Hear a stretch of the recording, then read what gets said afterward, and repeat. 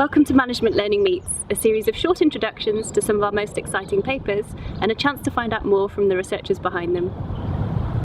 In this video, Christopher McLachlan talks to us about his experience of publishing as a doctoral student. So the Qualitative Research Methods Conference, QRM in Albuquerque, New Mexico, was where we presented the paper. So we we wrote a sort of draft paper before the conference, and one of the streams, or one of the things that the conference was offering, was this award for most thought-provoking PhD student paper. And at the time, Anne Cunliffe, who organised the conference, was a professor at the University of Leeds, and we'd kind of tested some of these ideas in some workshops that she'd done at Leeds. And she said, you know, why don't you submit it to the conference? So we managed to put the paper together and submitted it for this prize at the conference. Didn't really think much of it, as you do. Obviously, we got a trip to New Mexico, so that was a bonus. But when we were at the conference, it was at the conference dinner, we found out that we'd won the award. And what was funny about winning the award was, it was actually the night before we were to present. So the next day at the conference there was obviously a packed house because everyone wanted to come and see the winning paper, as if we were sort of the headline act in a way.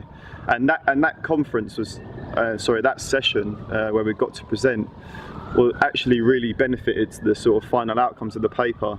Going through the publishing process, I think one of the things that was most valuable in terms of the comments received and going through the review process was how constructive and helpful the comments really were. It can't really be overstated, you know, the insight that you can get from academics, just that sort of second eye on your work, and especially if it's a revise and resubmit, you know that they're interested in the work and they want you to, you know, they're really encouraging you. They want to read a better version of your paper. I mean, ultimately, people who are reviewing your paper, blind reviewers, they are the best in the field usually, they're experts, and they just want to see top quality work in the journal. So take it as a compliment. If the more comments, the better, because it means they're really engaging with your work and they really want it to improve and be ultimately published. So yeah, can't reiterate enough how important, and it's exciting as well seeing how your work can be improved, because when you submit it, you do kind of have this feeling that this is sort of your best work ever, in a way. But there's always improvement. There's always room for improvement. Nothing's perfect. So yeah, those comments were really constructive and really, really helpful.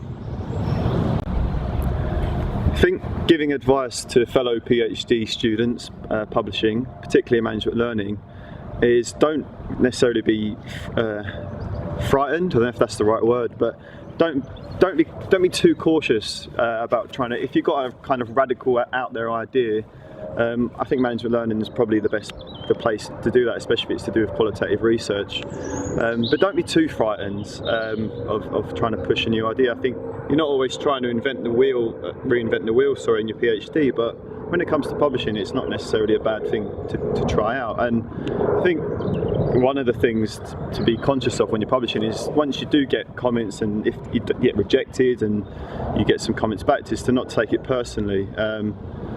When we first got the email back, you know, when we saw all the problems that it had and all the things we needed to correct, we couldn't quite believe. We actually felt a little bit embarrassed that, you know, we'd even submitted it. But once you take time to sort of sit back, go through the comments, you actually find there's a lot of constructive things in there, and use the process as a sort of learning tool. The process of publishing, sorry, as a learning tool.